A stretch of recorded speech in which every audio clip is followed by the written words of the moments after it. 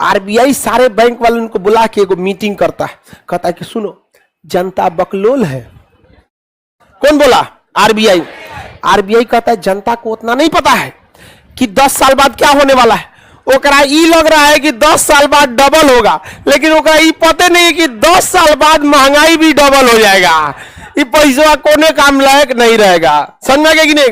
तो उतने जोड़ गांठ के आरबीआई ये करती है कि 10 साल बाद वह कितनी महंगाई को कंट्रोल करेगी। तो आप कितना दिमाग लगा लीजिए, 10 साल बाद आप वहीं के वहीं रह जाएंगे।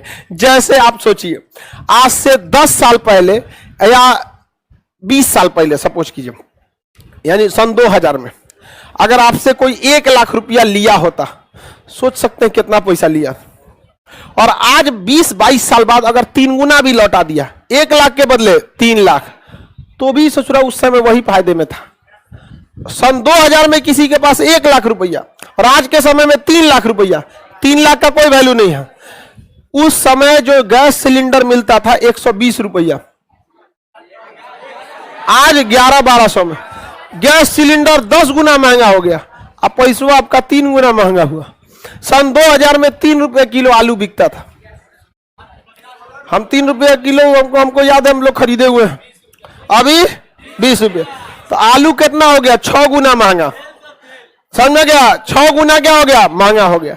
और पैसा कितना महंगा? 3 गुना। सोच रहे आरबीआई बेवकूफी करेगा?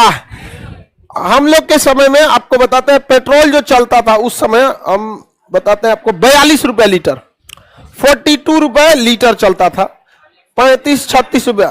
मट्टी तेल बिकता था 20 रुपया, अभी 70।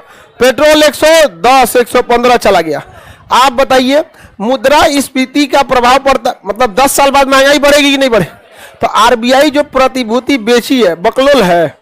सब जोड़ गांठ के समझिए, आपको क्या बनाने के लिए? बेवकूफ बनाने के लिए। हमारे पास भी आता है, हमारे पास आता है तो हम वही वाला प्लान लेते हैं। हम ऐसा प्लान लेते हैं कि देख भैया, हमसे तुम हर साल कुछ पैसा ले लो। हर साल क्या ले लो? पैसा ले लो।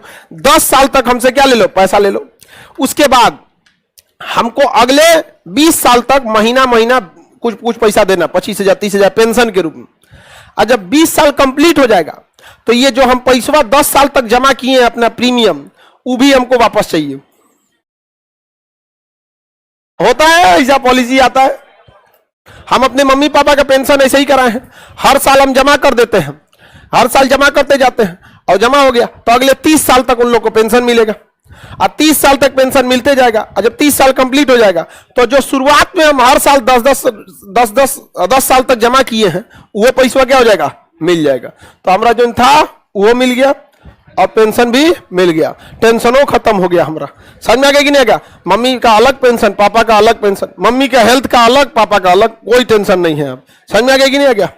नहीं तो भाई हम समाज को देखते तो डर जाते हैं। आजकल अजीब टाइप का हो गया है, माँ बाप को बेटा बेटी भूल जाता है। समझ में आ गया कि नहीं? हम कभी नहीं भूल सकते हैं, लेकिन समाज को देखते हुए डर लगता है। इसलिए कहते हैं कि नहीं भाई, जो है पहले माँ बाप को भी अपने पैर पर आखिरी दम तक क्या कर दे? खड़ा कर दे। बाद में हम बदले ना बदले वो तो अलग की बात है, नहीं समझे? लेकिन क्या जरूरत है भाई किसी को रिस्क लेना? क्या पता कि गृह मंत्रालय कोने दिमाग का होगा। नहीं समझ में आया?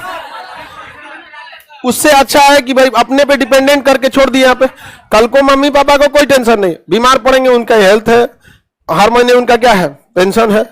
मम्मी का अलग पेंशन, पापा का अलग पेंशन।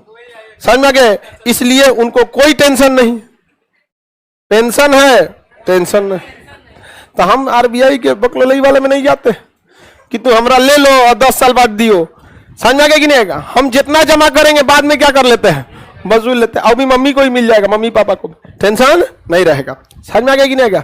सर आप भी डरते हैं भाई, समाज में देखते हैं बहुत डर जाते हैं, पता नहीं क्यों। घर आपका पैसा कभी काम नहीं आएगा। समझ में आ गया कि नहीं?